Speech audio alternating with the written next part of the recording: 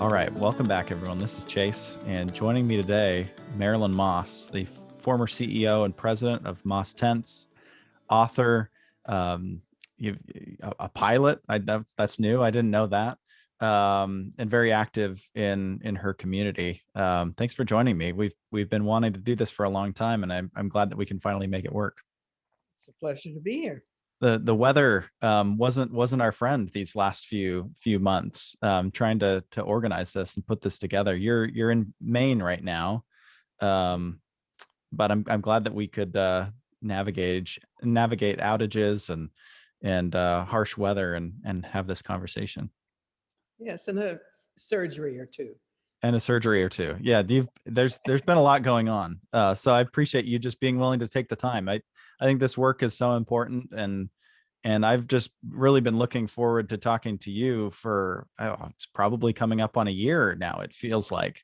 And you were kind enough to send me the book that you wrote about the history of Moss Tents and Bill Moss. And I've been devouring that over the last few months and have really enjoyed that and have been looking forward to this conversation. So thanks again for making the time. Thank you. Well, I wanted to just dive in and kind of take a look back at the origins of Moss Tents, this company that you led, and Bill Moss, the designer behind it all, and your partnership in creating this brand. But maybe taking a step back, I wanted to talk a little bit about why tents for you. What is it about tents that maybe caught your attention? Was that something that you ever thought you would be involved in prior to getting into this business? What are your thoughts there? No, not at all. I was quite young and I was studying at school at the University of Michigan when I met Bill. And I had done some minor classes and work and studies in art as well. And I got a job with him as his receptionist, bookkeeper, and started working for him. And then I was introduced to tents. But my personal time with tents is I did a lot of camping, but after and with a nice moss tent. It was much more comfortable than the kind of camping that was going on prior to that, for sure. What was camping like in those days? Like what was the state of kind of the tent space, and what year are we talking about? We're talking in, let's see, mid 60s. Okay. End of 60s, and Bill had designed the pop tent. So at that time, I just used that. And I eventually, when we did lighter weight tents, got lighter weight tents and that. But I did a lot of winter camping. In fact, after Bill and I were even separated, I would go off to be alone from the business up in to Acadia here in Maine in the winter. Mm. And camp out alone out on a point in the ocean. Wow. Well, did you, I guess, prior to meeting Bill, were you much of an outdoors person? Did you spend time doing outdoor activities, or is that something that you discovered through working with Bill and getting into tents? Yeah, primarily working with Bill. I was brought up on a farm, so I was Mm-hmm. out working a lot, and I was brought up by my grandparents, and it was they were in a lot of in the mountains of West Virginia.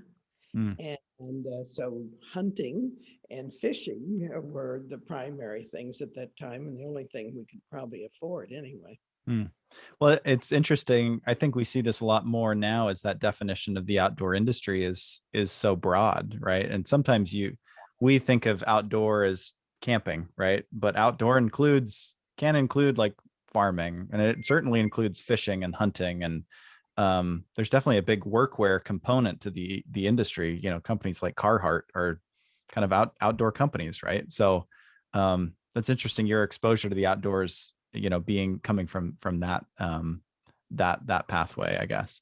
And Bill was born in Detroit. Is that right? So in 1923. And you describe a lot of this in your book, and so we could spend a few hours recapping the entire book, which we won't do, but I mean, this, and you've Please, pieced together this. years to make it. Yeah, right. So I would recommend anyone pick up the book on your website, and we'll link to that as well for the full history. But um, maybe to give an idea of just, I guess, the circumstances that he was growing up in for listeners to understand his influences. He was always interested in design, right? But not. I think a lot of people at that time didn't realize that product design was an option, right? He went more of the kind of going more the architecture route. Is that right? Yeah, uh, he was a painter, as I explained, and started out painting for the Ford Times, and a very good painter. I mean, they have a collection still, I think, of over 300 and some of his paintings that were used for covers of the Ford Times magazine. And um, he then, when he went to Cranbrook, he was very influenced by Saarinen and Eames. And of course, they were in the design world. Mm-hmm. And I think that a lot of his thinking was very influenced by them at the beginning, even though he went his own way and he was started designing with fabric instead of plastics and paper instead of wood or something else, some other material. Yeah. Right. It's kind of interesting. I think that era, like post World War II into the 50s and 60s, is like defined by, in terms of product design, there's the rise of like industrial designers, right? And the Eames chair, and kind of this, just I'm not using the right terms to describe the era, but kind of the rise of industrial design at that time, and product design, and a renewed focus on product that way. I imagine he kind of took those influences, but went a different way entirely, kind of blending art and architecture, and kind of created this new path, as a tent designer, um, which I think is really interesting because at the time, I mean, largely tent design was the A-frame, right? You've been Right. using the same tent design for decades at this point, back to the Civil War, right? You've got the same A-frame style tent, the same shape. So it Well, took some outside. Oh, so go ahead. it's and that's exactly what caused it, because he would go fishing and duck hunting Yeah. and camping with his buddies, and they hated these hard to put up tents and smelly tents. And he said, he just wished he could stay in a nice motel somewhere instead of in a tent. And that was when he started thinking about designing something that was more pleasant to be in. And the he had designed it. Then he said he brought his art off the wall, but he didn't actually bring his art off the wall as a form of sculpture until he designed the tent. Right. Well, that's the interesting thing about tents, and I've become really fascinated by them, and I think part of it is reading your book and describing tents in this way, right? Bill, well, was it Bill that described himself as a fabric artist? Yeah. Did he Well, coin that term, or? I did that more Okay. when I wanted to do the book. Yeah. Right. Well, that's the interesting thing I feel like about tents is, like you said, it's sculpture that you can interact with, right? It's architecture and product design.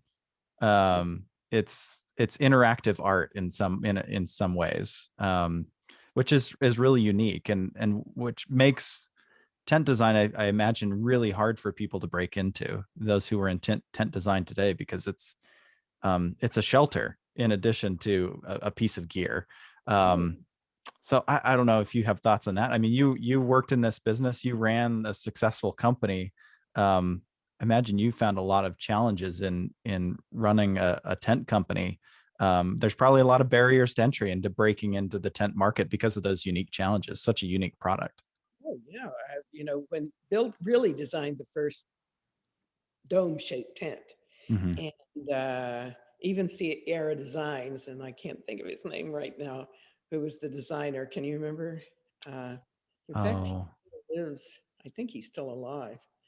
Uh, Darn, I can't think of his name. Anyway, he claimed he did the first dome tent, but finally he admitted And I think it was Outside Magazine that Bill Moss really did the first dome tent, and Right. others copied it. But yeah, it was hard because, for one thing, here I was being a woman, Mhm. uh, going to these rep shows with these colorful, lightweight, far out looking designs. And people were saying, wait a minute, you're not North Face, who are you? And just sort of ignoring me. And it took a long time. I had to convince dealers that just put one of my tents, just put one in your dealership, the old puppy dog trick, and Mhm. you don't have to pay for it. And then if you do sell it, I'll send you another one.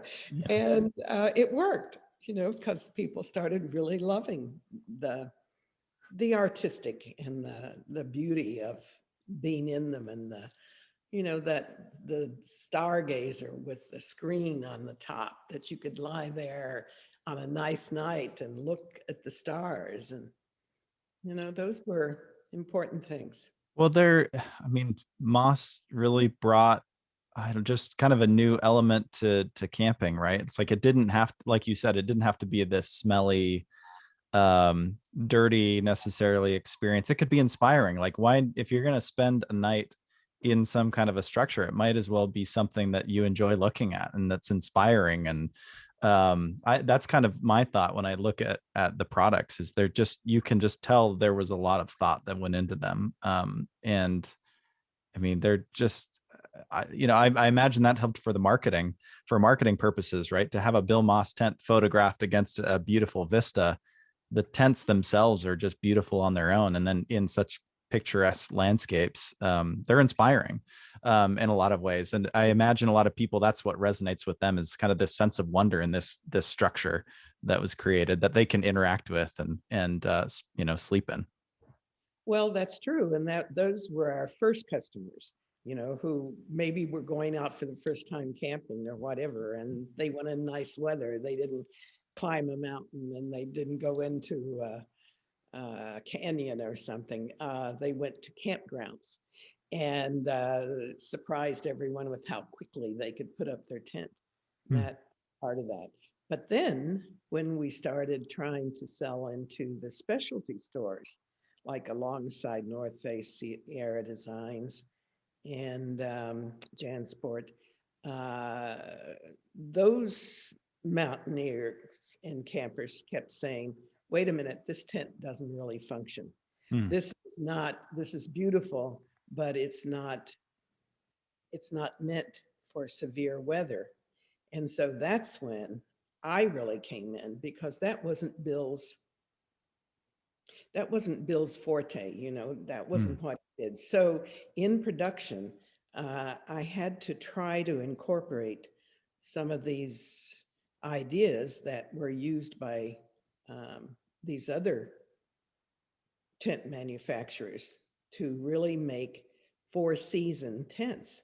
And what I did was I would loan them to various climbers and have them take at least one on their way of wherever they were climbing to test it.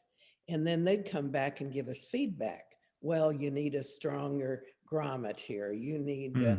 more reinforcements. You need this, you need that, and you need a vestibule. And these were things that we weren't familiar with, neither Bill nor I. And so we had to learn the hard way. Yeah, what were some of those challenges? I had some conversations with some of the early tent designers at the North Face recently, and when they were designing the geodesic tent that required, flexible poles with In Easton, and I'm sure you encountered these challenges as well. fact, we were Um, the first tent company with Easton, you were really okay. Which tent was that, and what year was that? and that was with the pop tent when Okay.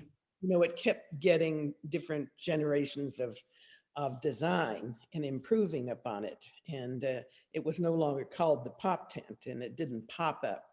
But when Bill was looking for alternatives to fiberglass rods, Mm, he went to Easton, and because they were producing only arrow shafts. right.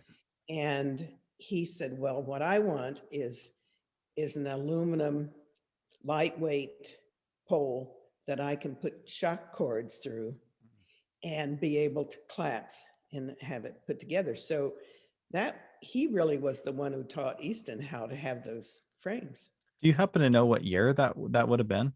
I guess the Uh, year the pop tent came out, probably. well, no, no, it was much later. Oh, okay.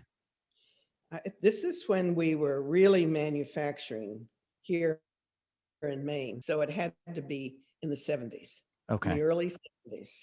Okay. Yeah, because the oval intention, the geodesic came out in 75 or 76. So Yeah, that right. must have been then. Yeah, the conversations Yeah. that I had with the tent designers at the North Face, it was pretty interesting. They said that they worked with Easton as well, and some of those early poles, the display models in some of the stores, they just broke under the stress, right? In those early iterations of the poles, because this was new, right? You all were pioneering, using these materials for tent design, and they had a few mishaps, and they had to go back and work with Easton to re-engineer the poles. And did you have any missteps like that along the way that were notable, that you just thought, oh, we won't recover from this, but you did? No, I would never say that. We It would was all smooth recover. sailing, right? It was all learn as you go. I Sure. mean, just in terms for me for running a manufacturing company and never had any business experience. Uh, I had to learn as I went, and also we did in making the tents. And our team really worked hard at getting correct materials and really going with trying to produce a fire retardant that um, didn't make the tent stick to itself every time you put it in a bag. And these were all constant issues uh, in manufacturing. We didn't come out with the perfect tent, I don't think, until probably in the late 70s. Hmm. You So know, but when did you, I guess, officially start with working with Bill, just for context? that was in 61. Okay. You know, and again, I was just supposed to be a receptionist and bookkeeper. And of course, I lied and said I was a bookkeeper. I felt, how hard can it be? I can balance my checkbook. And what I guess, what were some of the, because Moss Tents is 75, right? That's when Moss Tent Works, I guess, is officially founded Yes, under but that name. yes, we were designing and producing tents and selling them in Ann Arbor, but they were being made by Eureka. Okay. Yeah. And that was where the family tent, the Eve tent, of course, the hyperbolic parabola for the pair wing, those were the ones that were being made there. Right. And then it was not until we moved to Maine in early 70, 71. Well, I came up in 69, and so we decided to start manufacturing instead of trying to be just a design company for other manufacturers. Right. And Because Eureka was the big manufacturer. I mean, they'd been around since I mean, the 1800s. Like, oh, yeah. I mean, they've been around for a long time making tents. So they were kind of the big one. I guess the long-standing company, right? Yep. And we sold our tents in Ann Arbor just before we left, direct mail Mm. to It's, individuals. speak to the direct mail side of things. I talked with an outdoor gear historian recently, and we kind of documented the history of a lot of the key early companies. So Jerry, Holubar, some of those companies, and direct mail was the thing, right? Like, you look at direct to consumer now, and connecting with potential customers online. I mean, it's very similar to this idea of having a mailing list, right? And sending your catalog directly to the customer. How important was that for you all in the early days? And how did you even build a mailing list in those days? Like, how did you find people um to send your product to? Well, we ran some ads. I remember running ads in sports magazines, Mm, even Sports Illustrated, and I don't know if Backpacker was then. I think it was, Yeah. and Outside maybe. Um, and we'd run a little ad that I could afford, and then we'd send a brochure, and then they'd order it, and then we'd pack it up and send it out. But meanwhile, Eureka was making them. So all we were is just passing them through.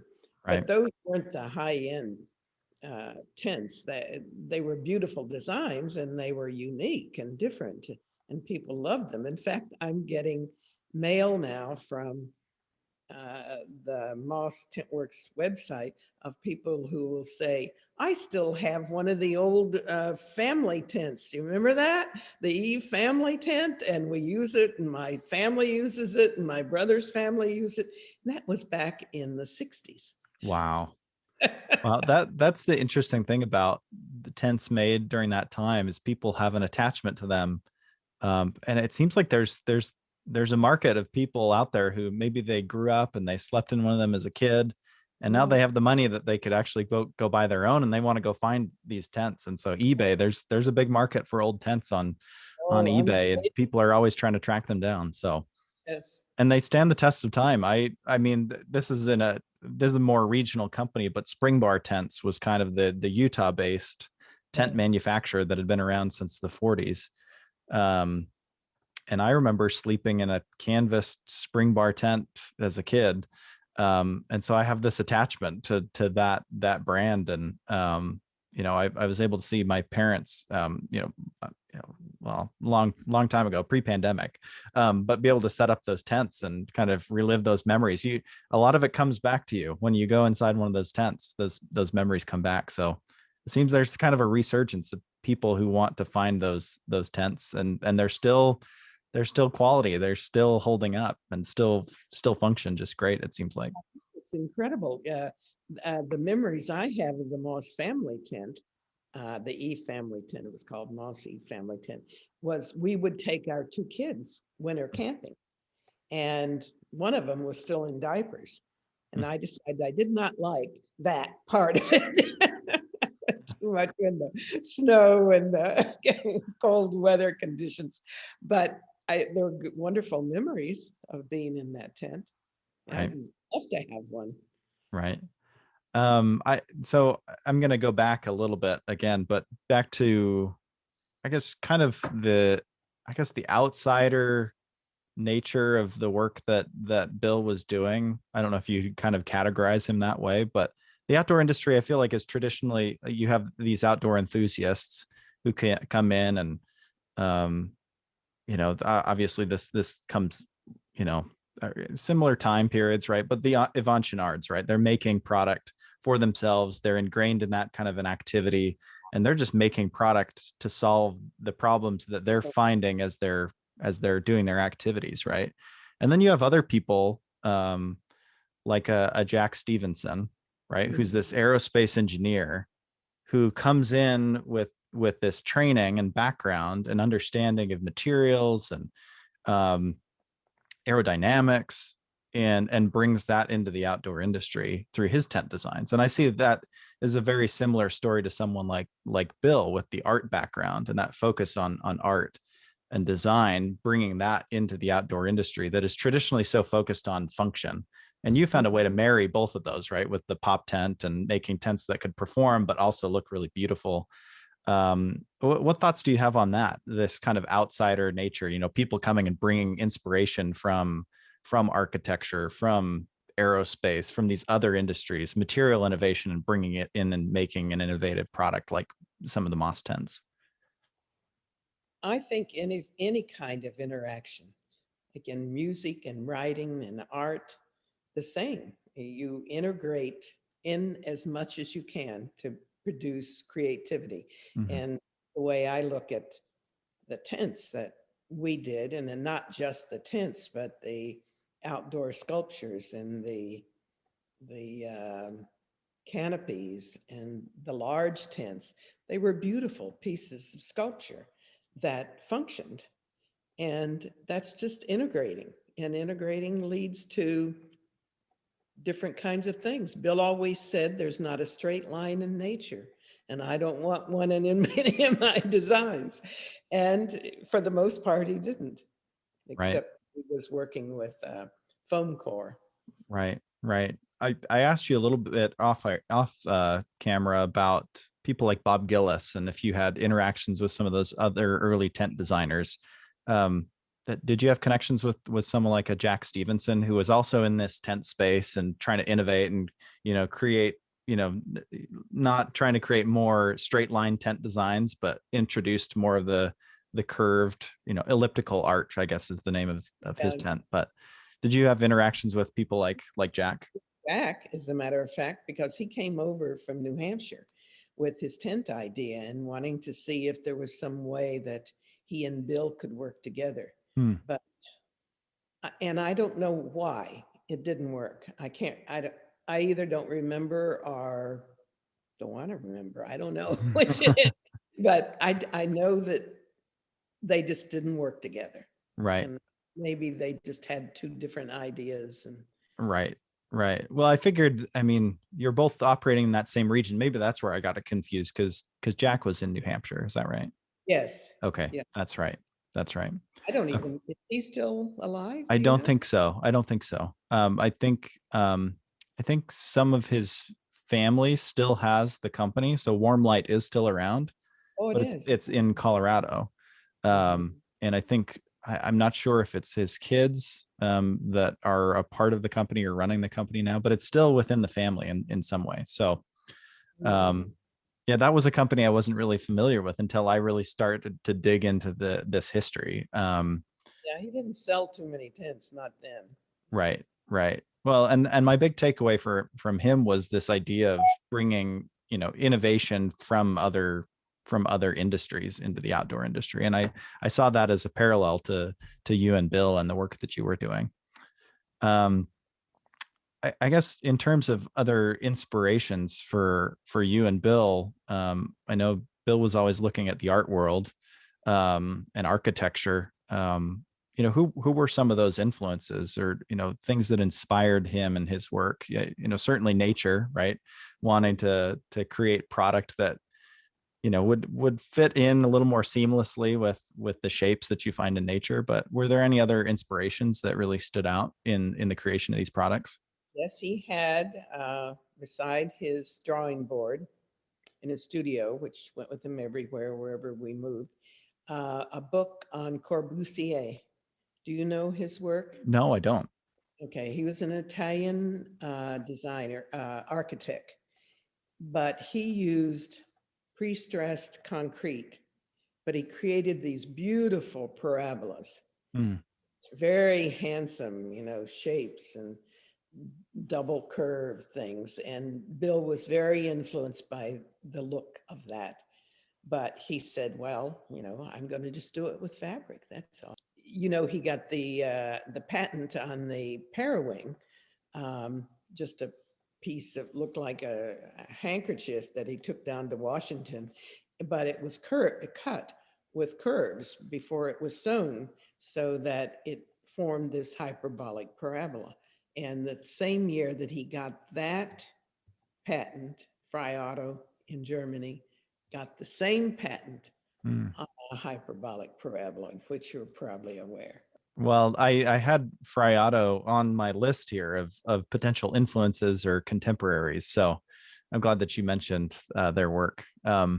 This idea of Otto went big, right, and Bill stayed pretty small and personal and intimate.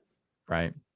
Um, you kind of along these lines, tension fabric technology is a phrase that maybe was that what you coined? Again, I want to clarify my terms. Is that something you coined, or is that a Bill term? Bill term. Okay, He that sounds said, like a Bill term. yes. And he actually, it was used in his patent. Right. So, That's the Parawing. That was part of the Parawing patent, right? That's another idea that has come up when I've talked with those involved in the oval intention tent from the North Face. Is they took a lot of inspiration from Buckminster Fuller. Again, this idea of like an outside expert influencing, design in the outdoor industry, and I know the term that they used was tensegrity, That's right? right. And that was kind of the term that, I guess that was a Buckminster Fuller term that Yeah, they, in the series of triangles. mhm. And, and and Bill didn't like that. He was very critical of Buckminster. He said, you don't need that much framework. He said, less is more. That was always his mantra. Oh, that's interesting. This is really interesting for me because I've been bouncing between these two competing ideas, Yeah. and having these conversations. And I don't know which one is right. I don't know if there is a right, but I think they're um, both right. It's just the interesting of a different way of these two. I don't know if we can call them both geniuses or not, but the way they thought. And Bill was always less is more. He was always trying to use less framework on everything, whether it was big or not. And he was not an engineer. And a lot of the young men that worked for him who had maybe had a little engineering or something were always skeptical hmm, that this was going to work. And it didn't always. right, right. Well, that's why I ask a little bit about the missteps, right? Was there anything big that he was trying to do that just didn't pan out? Were there any failures that were notable to you in products that he was trying to create or anything like that? Well, in the paper, the failure there was that, people have a preconceived idea of what paper is, Mm, naturally. And when it was ever mentioned that such and such was made out of paper, it was met with disbelief. So marketing anything of his paper stuff was almost impossible. He took, we had a little, um, not a trimaran, what's the other one? The two hull, oh, I don't know. oh, a two hull boat, not trimaran, but anyway, it was a sailboat. Okay. It was made out of foam core. Okay. And you fold it up, go under your arm, your pole was here, your sail was fabric, everything. Mm, This. Put it under your two arms. I sailed it on the Huron River in Ann Arbor, wow. and so did his kids. And he took it to New York to um, Schwartz, this toy store. FAO Schwartz. K.O. Schwartz. Thank you. See, I told you this mind is not as quick as it used to be. And he talked to the buyer there in this big office. And Bill set up the tent and showed it to him. And this guy with a cigar and lots of gold jewelry on said to him, well, Mr. Moss, that's very cute. That's very cute indeed. But what good Jewish mother is going to let her kid go on a paper boat on the water and didn't buy it, even though it worked? It was, and that was what Bill was always doing. You had a Right. paper house. Who wants, I can't live in and it's round. Yeah. I mean, how can you live in a round house? How do you put furniture in it? So they were market failures, Right. not so much product failures. And the only product failure he had, because everything was made out of paper. All my kids' toys were made out of paper. All the furniture was made out of paper. We had a furniture couch, it was paper and all. And he kept trying to make a paper fireplace, Hmm. and it kept burning up. Yeah. So Go he, figure. so it never worked. It never Yeah. worked. But boy, he didn't give up. He did a paper sauna, and we had Oh, that with a really? Wow. road there. Well, and what motivated the paper? I guess what drove that? What was some of the inspiration for making paper products like that? Less, more. Right. Right. Using Ease of something that's use. not the integrity isn't there in the material, but how you use it and how you cut it and how you design it builds the integrity. I think I think it's still a really interesting idea, and it's one of those that, like you said, a market failure, right? I can see paper furniture, paper toys, like some of that just screams IKEA to me. Uh-huh, You know, yeah. like it like some of that I could see, you know, really taking hold today, right? Today. Like some of Yeah. these ideas, right? And so maybe it was ahead of its time and we weren't ready for it. But I think that is a really interesting piece of the story, right? That I don't know how many people know that chapter in the Moss tent history is kind of these paper products, but they're really interesting and really beautiful to look at too. Well, that's really the interesting part of Bill, that he wasn't he really wasn't a tent designer. Right. He was a designer that was just constantly creative and thinking of some way to make something else that no one else had made. Right. He was very successful at it, but as a manufacturing company, I had to learn to say no to him, because you can't go into all these markets without, I mean, Pepsi-Cola might be able to, but they had a little bigger budget than we did for introducing a new market. People didn't know and were unfamiliar with even the kind of material it was. So it was really hard, because he was still an artist. He just had to keep creating. What challenges did that present for you as the president and CEO of a company? I mean, you ultimately have to deliver on the product and make money and keep people employed. And was were there were there instances where some of this seemed like it was out of left field and wasn't a good fit, and you had to put your foot down and say, we can't do that? Or what challenges did you face? What, you were kind of put in an interesting situation where you probably had to have those conversations. Yeah, exactly. The one you just said. I had to finally learn how to say no. And I was just excited about, I was a young woman, and I loved his creativity, and I loved all of this artistic, excuse me, genius. But trying to market and trying to make the company profitable was really difficult, because he just kept coming up with stuff. And it was, a garden product, a backyard product, a pool product, a beach product, this, that.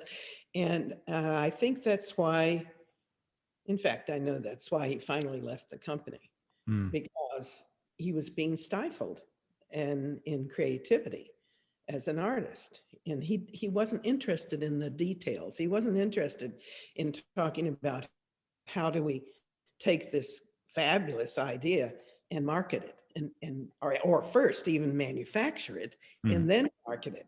He wasn't interested in that. You know, right. you figure that out. But it seems like throughout his career, he probably had to swing between artist and product designer a lot. And, the pendulum at that point swung more towards, I really want to pursue the art. Right. Yes. Um, that's really interesting. What year would that have been when he left the company? He in 82, I think, 82, 83. Okay. And that was just And to go he pursue. moved to Portland, Okay. And and that was just to pursue other ideas and take them to market or do whatever he wanted to do with right. them. And, we separated with the company owned the products that had been already done. Hmm. And, we offered as a company to buy anything that he wanted to offer that, if we felt it was marketable, making tents.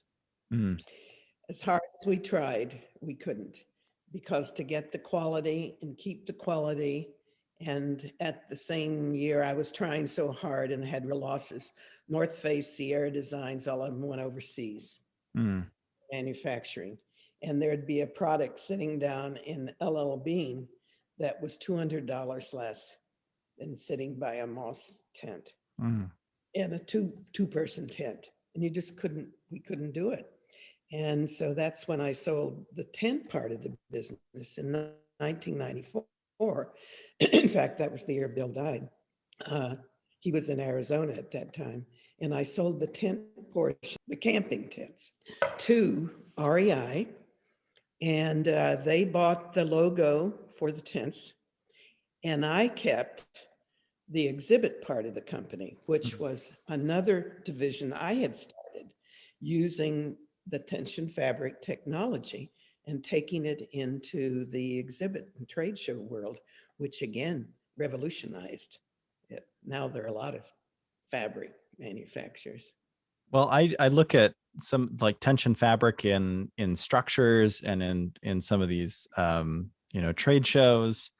One in particular that stands out, it's like the Denver airport, right? It kind of has that tension fabric tent design. And I don't know if that was I'm sure, well, that was definitely can trace back to you all, whether the company worked on that one or not. I think the airport was built after that, but that influence is certainly there. Which I think is interesting. These different markets that you were serving, you touched on a few of them, the different types of products that were being created, but the exhibit side of the business, I mean, it was enough that you were able to spin off the tent side and just focus on exhibits. That's really interesting. And we made profit on the exhibit market because no one, it was a niche market. Right. No one was there. Right. And it turned our company around. Well, the challenge that I feel like I have this conversation with a lot of people who are in the gear space, but especially those who make really high quality products. Someone buys a Moss tent and you don't have repeat customers, right? They don't necessarily need to come get a new one because you made it right the first time. Right. These aren't disposable tents unless you're, buying paper tents or paper products. But I think that's the interesting challenge that a lot of gear companies face. And we're seeing that even today. A lot of the companies that are focused on the gear, a Black Diamond, for example, makes really good gear. So someone doesn't need to buy a new climbing harness every year. But they do need to buy a new jacket every couple of years potentially. And so you see more of these companies who are getting into the apparel space because that's just something that people buy more of. So I think that's interesting. It's a similar story that we kind of see every company kind of face that challenge and have this reckoning of, oh, we just make good stuff, so people aren't coming back to us. So it's interesting that you were able to find a market that was better suited and more sustainable. You know who actually got me started in it was JanSport, Mm. because sporting goods show that was held in Chicago. I can't remember what year this was. And I went out there to set up all the tents and get my booth set up, which Bill had designed out of fabric. So the whole booth was just fabric, like putting up a giant tent background. And the JanSport boys were across still opening crates Mm. and with a 6-pack of beer. And I was in high heels and I had my exhibit up in probably 15 or 20 minutes. And they were still 2 days working on setting theirs up because their exhibit booth was made out of wood. Wow. Wood and plastic, and had to be screwed and had to be nailed and all of this. And I forget, one of the salesmen came to me and he said, "My God, Marilyn, you should get into making exhibits." Little did they know. So that gave me the idea. That's great. Well, I mean, to that point, and you kind of outlined some of this in some previous writings, but I mean, eventually the company had $14 million in revenue and 160 plus 15. 15 million, Okay, I want to get that number right. And over 160 employees at Yep. one point. I mean, Fine. what was that like for you? I mean, did you ever feel the weight of I have 160 people relying on me? What was that like as a CEO? Running a company and you've got people depending on you, and what was that like for you to build a successful company like this and have that responsibility? Well, it was exciting. It was difficult at many times, very difficult. And as I told before, I didn't have any business experience, so I had to learn as I went and make mistakes and learn from them and make hard decisions, like selling the tents, which we all cried the day that the agreement was signed. It was like a legacy gone now from us. And the employees and I were all very close. We really worked together. And I I ran my company with my values, which were trust and um, respect, and that if we had this in one another, we'd have a successful product. And so we all got together and we made our own mission statement, everybody together putting in their thoughts about what was important. And we had what is now called a socially responsible company. Hmm. But at, at that time, there wasn't such a phrase or a title. And people, other businessmen that were here, there weren't any businesswomen, would say, oh yeah, Marilyn runs her tent like a mother hen. She's not really very strong in her about her employees. But I had very little turnover. I had people wanting to come and work for us. And it was because they knew that the environment was full of this kind of trust and respect. And also, I really encouraged my employees to improve themselves. I had a wellness, I set up a gym. I brought in a yoga instructor to help with during breaks to really stretch and do that. I worked on domestic abuse because a lot of my women and the stitchers were victims of that. And we made a point of talking about it and educating everybody. And hopefully they were taking that home. Um, and it, it was more of a family, even though it's 165. Uh, but it concerned me, every single person. And I had that loyalty from them as a result. That's And then amazing. when I sold the company, that was the saddest thing, was I missed the employees. I missed the interaction we had. Right. Good.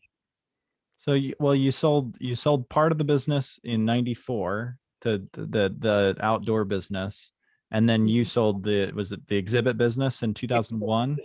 Yes.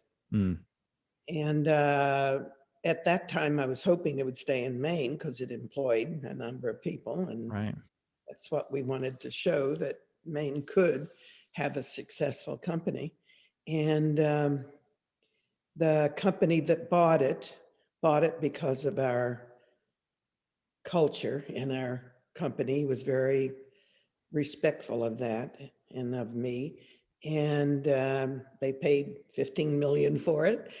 And my shareholders went away very happy. And a lot of my employees were, because they had stock in the company that I had given them. And I went away with money, but it was sad.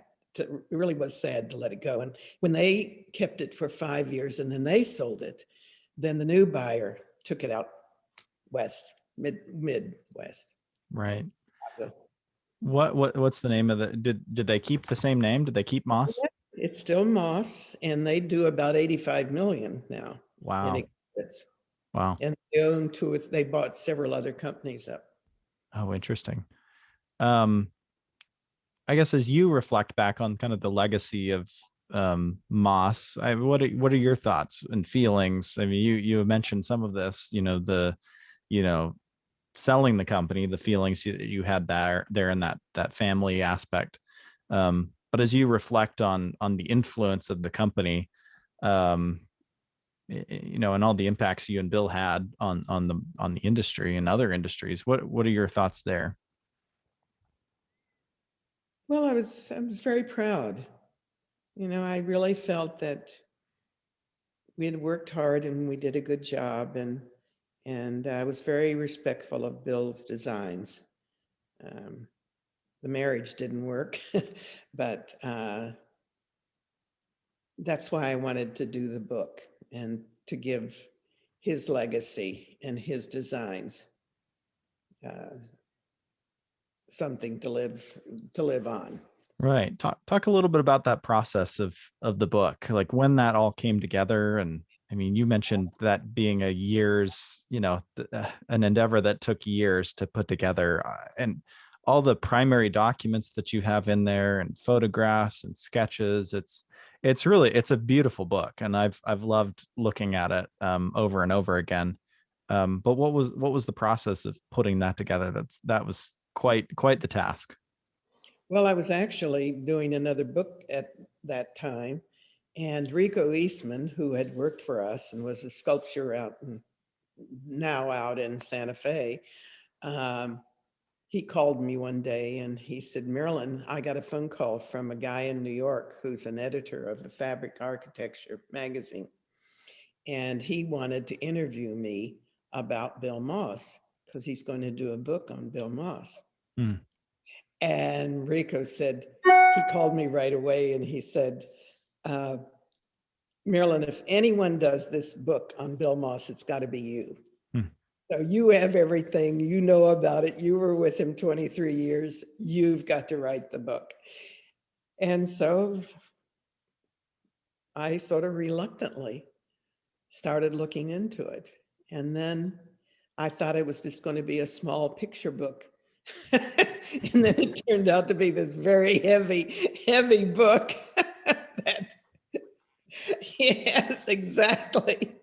Way too heavy, way too big, because I couldn't stop. There were so many interesting things that Bill had actually done and created, and I didn't want to let any of that go unknown. Right. Well, again, I recommend anyone pick up the book, and we'll include your website where you can purchase that. Right. Okay. Um, I wanted to run through a couple quotes that are, I don't know if they're all attributed. Well, they're not attributed necessarily to Bill, but I think I found a few of these in the book that I thought were interesting. But maybe you can give some thoughts on each one. Yeah, Labels are irrelevant. I'm assuming that's referring to Bill not wanting to be put into any one box. that's right. I think he answered that one time when someone said, well, you're an artist, you're a designer, you're a sculptor. What are you anyway? That was one of his comments. It was in a newspaper interview or a magazine interview. Right. I like this one. Trying to get Bill Moss to work on and finish a project was as hard as trying to get an atheist to church. That was a former client who had bought an idea of Bill's, and then Bill lost interest in it. And the guy didn't know how to take it on and manufacture it and produce it. So he lost some money. Wow. Um, wow. Any other, I guess, there's some terms that are key. You mentioned a few of these throughout. There aren't any straight lines in nature. This idea of functional sculpture. I, you know, I don't know if this was conscious or not, but it seemed like you and Bill coined some really interesting terms that have stuck.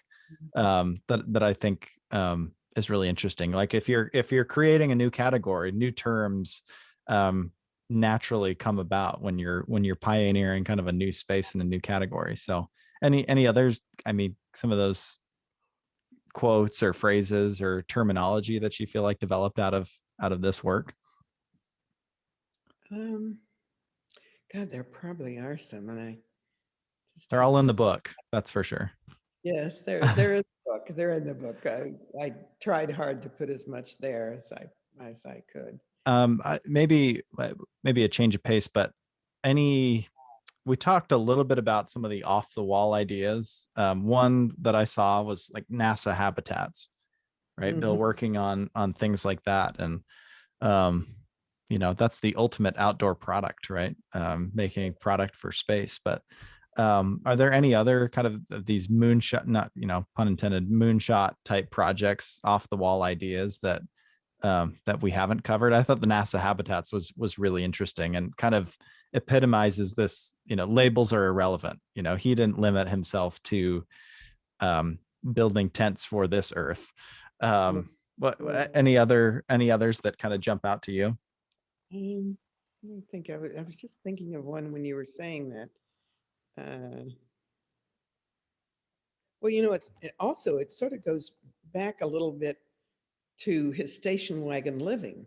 Mm, I mean, that was a whole new concept that he came up with. yeah, car And camping. yeah, car camping. Now, I did find an old picture of an old Ford that called it car camping, and it Mm, had a the fabric off of it and just hanging down on the side.